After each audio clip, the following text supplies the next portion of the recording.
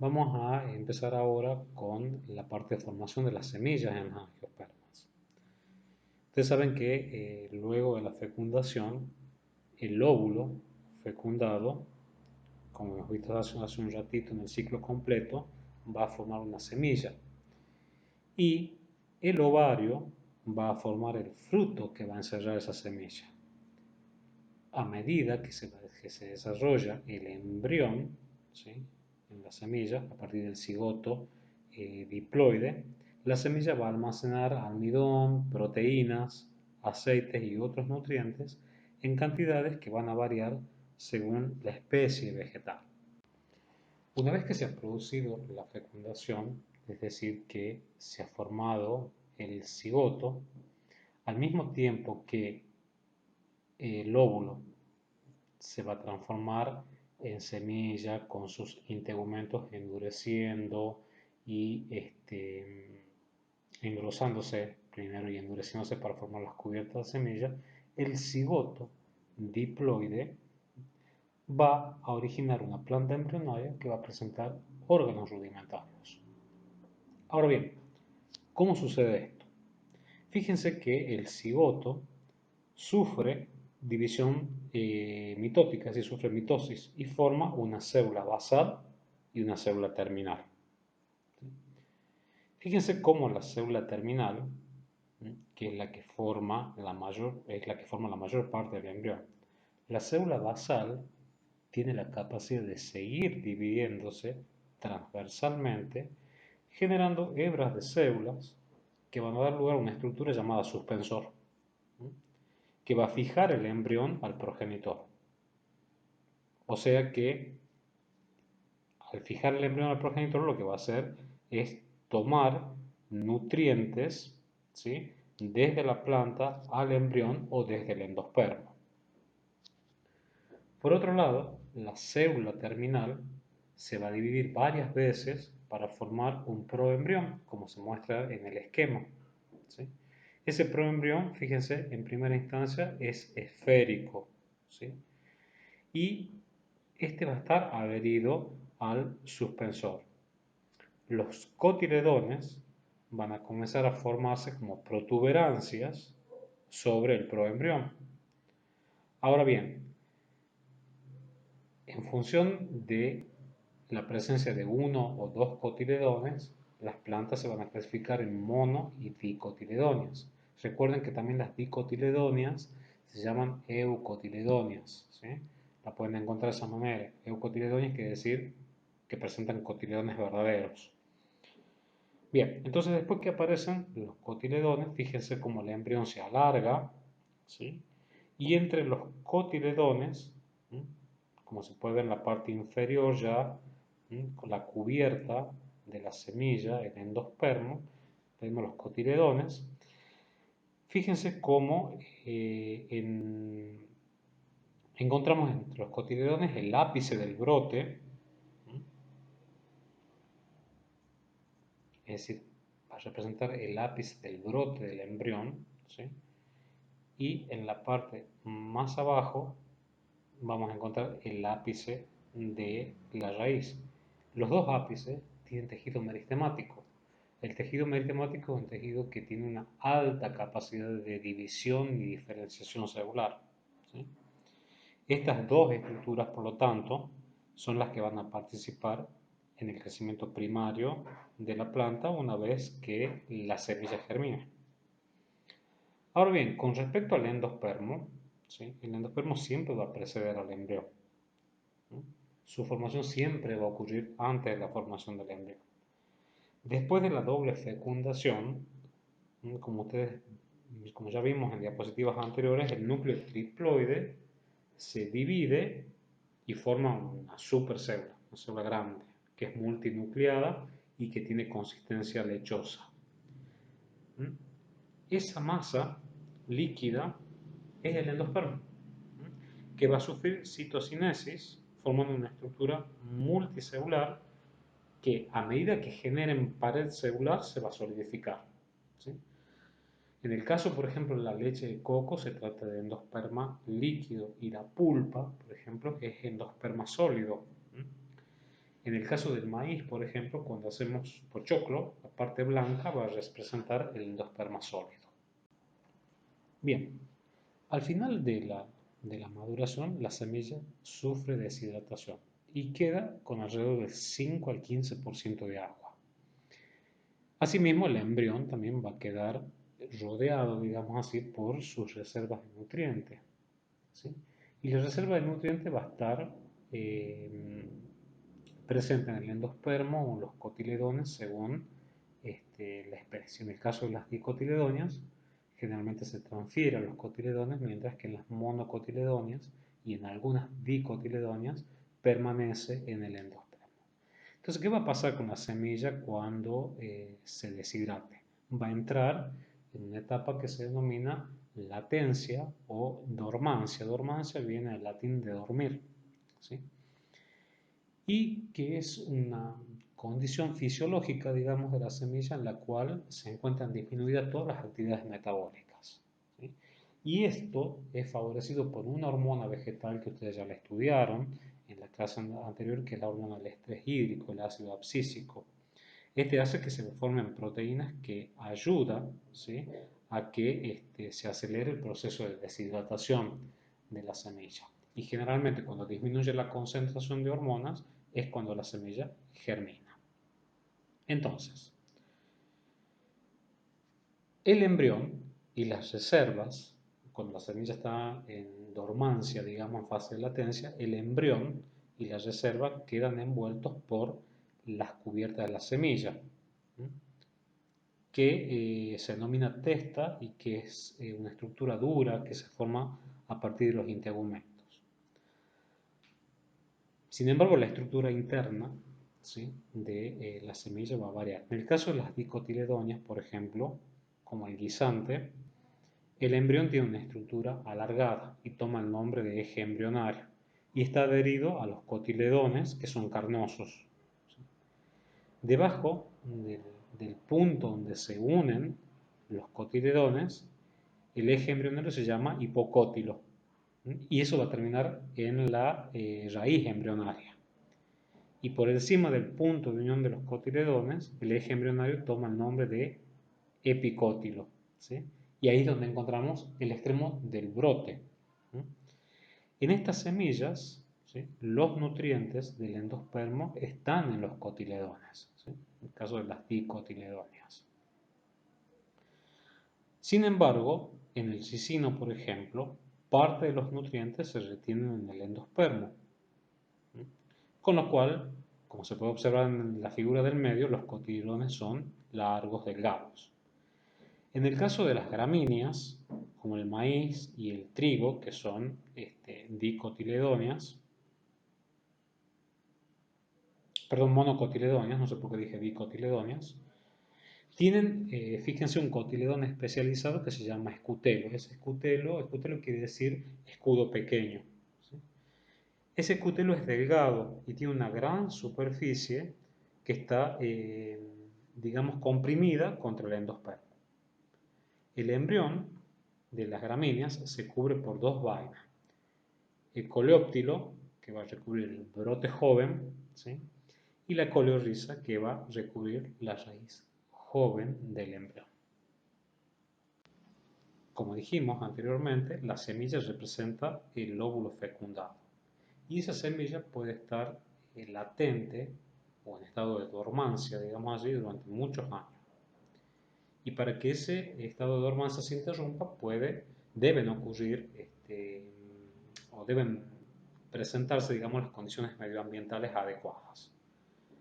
Por ejemplo, si tenemos semillas que presentes en zonas desérticas, que son de zonas desérticas, estas solamente van a germinar cuando haya verdaderas tormentas y no lloviznas, ya que las lloviznas no van a dar la condición de humedad adecuada para que la planta pueda desarrollar. Otras semillas, por ejemplo, requieren, para germinar, para que se interrumpa la dormancia y se pueda germinar, requieren de calores extremos. Entonces ustedes van a ver que en lugares donde hubo incendio, de repente aparece vegetación, ¿sí?, que es distinta a la que había, porque el incendio también la eliminó. Entonces, si consideramos esos dos extremos, mucha agua, mucho calor, vamos a ver cómo las semillas, o vamos a notar cómo las semillas son responsables del enorme éxito reproductivo de las plantas terrestres. Existe una gran variedad de factores que contribuyen a la dispersión de las semillas. Algunos frutos, por ejemplo, ayudan a dispersar las semillas a grandes distancias. Algunas plantas, por ejemplo, como el diente de león, la fotografía de abajo, a la derecha, produce semillas que tienen estructuras como paracaídas y eso les permite que sean fácilmente eh, o favorece, digamos así, su dispersión por el viento. El agua también puede dispersar frutos miles de kilómetros. Puede llover, por ejemplo, trasladar frutos a arroyos, a ríos y hasta los océanos. Otros frutos o semillas, por ejemplo, pueden ser trasladados por los animales, ya sea sobre ellos, como los abrojos, o dentro de ellos, como las bayas en las aves. Las bayas, pasan por el tracto digestivo, en donde algunas enzimas van a actuar sobre la semilla, haciendo que salga del estado de dormancia y, cuando sea depositada en el área apropiada, colonice ese hábitat. Mientras se forman las semillas, a partir de los óvulos, el ovario de la flor va a dar lugar al fruto, ¿sí? Y ese fruto va a proteger a las semillas y va a contribuir, digamos así, a su dispersión, ya sea por el viento o por los animales que lo ingieran. Ahora bien, durante la fecundación se inducen cambios hormonales que van a favorecer que el ovario crezca y así se transforme en fruto. También las semillas tienen la capacidad de sintetizar hormonas como las auxinas y las giberelinas que ustedes la vieron en la clase anterior, que van a promover también el crecimiento de los frutos, ¿sí? O los frutos inmaduros, por ejemplo, ¿sí?, tienen la capacidad de producir etileno, ¿sí?, que recuerden que es una hormona gaseosa, ¿sí?, que va a inducir a la maduración de los mismos y por ende a su dispersión. Si analizamos la flor y el fruto, vamos a ver cómo a partir del núcleo triploide se forma el endospermo, el ovario, fíjense, va a dar lugar a la pulpa del fruto, los integumentos constituyen o van a constituir la cubierta de las semillas y el cigoto diploide va a formar el embrión. Bien, durante el desarrollo del fruto, la pared del ovario se transforma en el pericarpio, que va a representar la parte engrosada del fruto, digamos, ¿sí? Y a medida que este crece, que el ovario crece, digamos, las partes de la flor se van a empezar a marchitar y se van a empezar a desprender. Ahora bien, los frutos se clasifican de acuerdo al origen del desarrollo. La mayoría deriva generalmente de un carpelo o de varios carpelos fusionados, y eso se llama frutos simples, como es el caso del durazno, que se caracteriza por tener que ser un fruto simple carnoso, o el caso de los guisantes y las nueces, que son frutos simples secos, ¿sí? Después tenemos los frutos agregados, que estos surgen de una flor que tiene más de un carpelo independiente. Entonces, cada uno de los carpelos va a formar un pequeño fruto, ¿sí?, y estos se van a agrupar en una estructura denominada receptáculo, como es el caso de la frambuesa, que está en el esquema del medio. Y finalmente tenemos los frutos múltiples, que se forman a partir de una inflorescencia. Las inflorescencias, recuerden que son grupos de flores que están agrupadas estrechamente. Entonces, cuando las paredes de los ovarios, ¿sí?, comienzan a engrosarse, se fusionan y quedan incluidas en un solo fruto, como es el caso del ananá. Ahora bien, recuerden que en muchas angiospermas, además de los ovarios, o sea, no solamente los ovarios participan en la formación del fruto, sino que pueden participar otras estructuras de la flor, como es el caso de la manzana, por ejemplo, o las fresas. En esta diapositiva se hace un resumen de lo que vimos en esta clase, es decir, la reproducción sexual en musgos, helechos y angiospermas. Recuerden que el musgo, el esporofito siempre va a depender del gametofito, mientras que en los helechos es independiente y en las angiospermas la reducción del gametofito es dependiente del esporofito. Si bien todas estas plantas tienen un ciclo diplaplonte, hay dominancia de generaciones, la gametofítica en musgos y la esporofítica en helechos y angiospermas. Muchas plantas con flores tienen la capacidad de reproducirse también asexualmente, en donde los descendientes van a representar nada más que fragmentos vegetativos maduros del progenitor. Por eso este tipo de reproducción también se llama vegetativa. Pero sí me gustaría dejar claro una cosa antes de empezar a hablar de los mecanismos implicados en la reproducción asexual. Recuerden siempre que las plantas tienen tejido meristemático, ¿sí? Ya sea en los brotes, ¿sí? Y en las raíces, ¿sí? Y ese tejido meristemático es un tejido con una alta capacidad de división, una alta capacidad de diferenciación. Y también tienen tejidos parenquimáticos. El tejido parenquimático, recuerden que tiene una pared celular delgada, ¿sí? Con lo cual también tiene capacidad de división y de diferenciación, y que generalmente es el que se utiliza para regenerar los tejidos perdidos. Entonces, los fragmentos vegetativos de una planta van a poder desarrollar y va a formar un individuo completo. Un tallo puede generar raíces y originar una planta completa, ¿sí?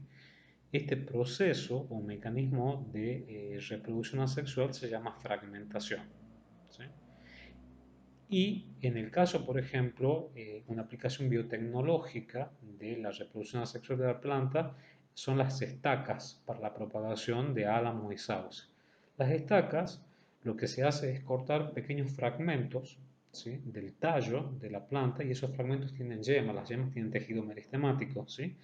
Entonces se las planta a una distancia adecuada, con condiciones de humedad adecuadas. Hay un montón de requerimientos que no vale la pena entrar en detalle, pero cada una de esas estacas va a dar lugar a un nuevo individuo, es decir, un nuevo álamo, a un nuevo sauce. Pero también hay algunas plantas que pueden generarse a partir de las raíces de una planta, como es el caso de los álamos temblones. El pando o gigante temblón es una colonia clonal que hay en Estados Unidos de álamos, que genéticamente ya se sabe que han surgido a partir de la raíz de un solo álamo masculino, ¿sí? Hay algunas plantas, por ejemplo, como el diente de león, que se muestra también acá en la diapositiva, que forman semillas sin necesidad de que haya polinización ni fecundación, ¿sí? Esta reproducción asexual de las semillas se conoce como apomixis, porque no hay unión de ovocélulas y núcleos espermáticos. Lo que sucede aquí es que hay una célula diploide del óvulo que va a formar el embrión, y el óvulo va a madurar formando semillas que van a ser dispersadas por el viento, que es característico, digamos, de la reproducción asexual. Ahora, la apomixis es importante, ¿sí? ¿Por qué? Porque, como yo les decía, en la reproducción asexual muchas veces una planta ya tiene un carácter adquirido que es una adaptación a las condiciones del medio. Entonces, a través de la apomixis es como que esa característica de esos genotipos que están altamente adaptados a las condiciones medioambientales se van a poder fijar, digamos, indefinidamente. Bueno, con esto terminaríamos la clase de reproducción en vegetación. Bueno, la bibliografía que he utilizado para preparar esta clase es el Campbell, el Curtis y el Vida, la ciencia de la biología. Recuerden que la parte de gimnospermas no va para el interrogatorio, pero sí va para el examen final. Yo no he tocado en esta clase la parte de gimnosperma, pero ustedes deben pueden utilizar cualquiera de las tres bibliografías que he mencionado en esta diapositiva para desarrollar. Y lo que tienen que centrarse principalmente es en el ciclo del pino. Bueno, muchas gracias por escuchar la clase.